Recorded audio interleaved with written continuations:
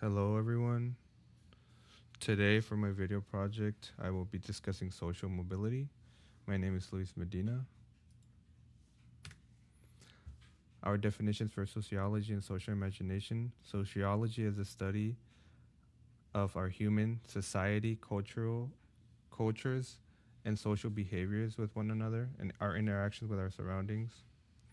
Pretty much the way we study ourselves.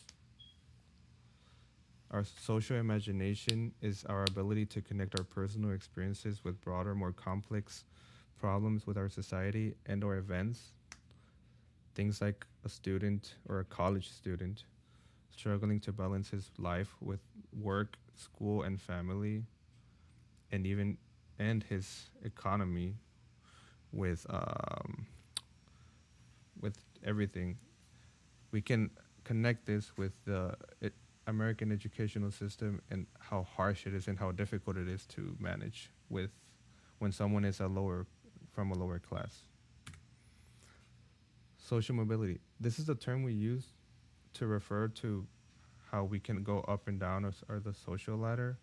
For example, how a person in the lower class can climb to the middle class, or the middle class can climb to the upper class, and vice versa. Someone in the upper class can go down to middle class, and someone in middle class can go down to lower class.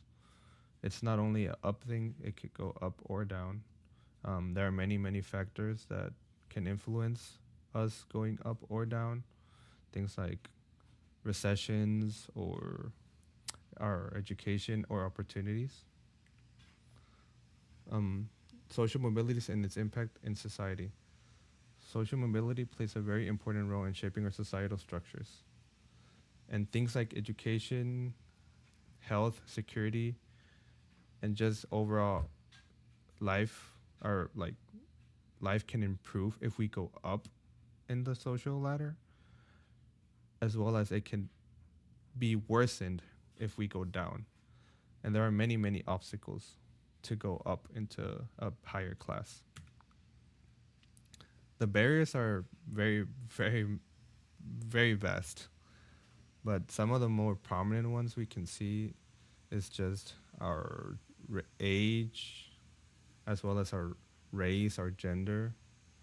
Um, Things like lack of education, discrimination, and our location can be other factors. If you live in a very remote place, it would be very hard for you to get a good education since you would have to move. Or, sometimes being a minority can be hard because you get to certain points where people do tend to discriminate against you. These are how the different sociological perspectives and the views they have on social mobility. In a functionalistic way, uh, we it is seen as like very um, like social the social ladder is very important for like our economy and our labor, since people in lower class with lower levels of education tend to work lower skill jobs like a warehouse employee, or like someone, you know cutting the yard, things like that. And they argue that we should go into labor fitting our talents and our, like, fitting our role. In conflict theory, they argue that social mobility is restricted since unequal distribution of resources and power.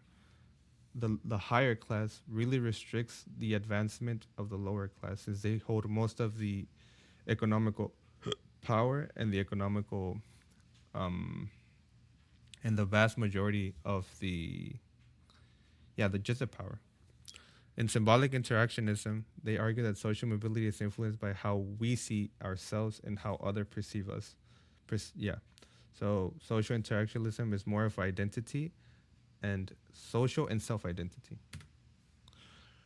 Real life examples, you know, you can go up by marrying, you can go up by investing properly, by advancing your career, things like that can help.